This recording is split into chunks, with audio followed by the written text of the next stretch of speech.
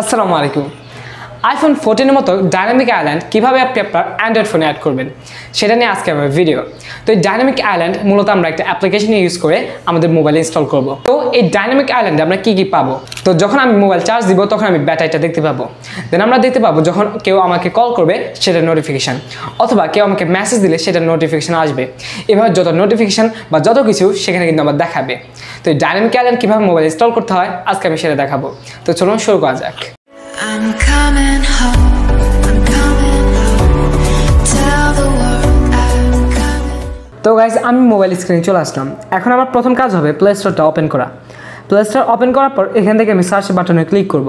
দেন dynamic island এটা লিখে search করব। সার্চ করার পর যে দ্বিতীয় অ্যাপটা আমার সামনে আসবে সেটা আমি ইনস্টল করব, এই অ্যাপ্লিকেশনটা। তো আমি ইনস্টল বাটনে ক্লিক করছি। তো ইনস্টল হওয়ার পর এখান থেকে আমরা ওপেনে ক্লিক করব। দেন এখান থেকে আমাদের অ্যাড আসবে, এটা আমরা স্কিপ করব। স্কিপ করার পর এখান থেকে টার্ন অন যে বাটন সেটাতে ক্লিক করে এটা ওপেন করে দিব। এখন এখান থেকে আমরা নোটিফিকেশান আইকনে ক্লিক করব। ক্লিক করার পর এখান থেকে আমাদের অ্যাড আসবে, তো অ্যাডটা আমরা স্কিপ করব। স্কিপ করার পর এখান থেকে টার্ন অন অপশানে ক্লিক করব। দেন ওকেতে ক্লিক করব। তো ওকেতে ক্লিক করার পর এখান থেকে আমরা ডাইনামিক আইল্যান্ডে চলে আসবো। দেন এটা ওপেন করে অ্যালোতে ক্লিক করব। আমরা আবার ডিসপ্লেতে চলে যাব। এবার ডিসপ্লেতে আসার পর এখান থেকে আমি এই যে অ্যালো মুভ সেটা ওপেন করে দিব।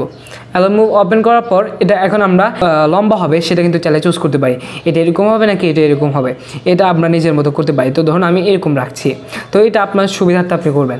দেন এখান থেকে হাইটটাও আপনি চুজ করতে পারেন। তো এখানে হাইট আমরা এই যে নর্মালটা সেটাই রাখবো, বেশি চিকনও দেবো না, বেশি মোটাও দেবো না। তো এখান থেকে আমরা ধরুন আরও এরকম রাখতে পারি। তো এটা আমাদের নিজের মতো আমাদের করতে হবে।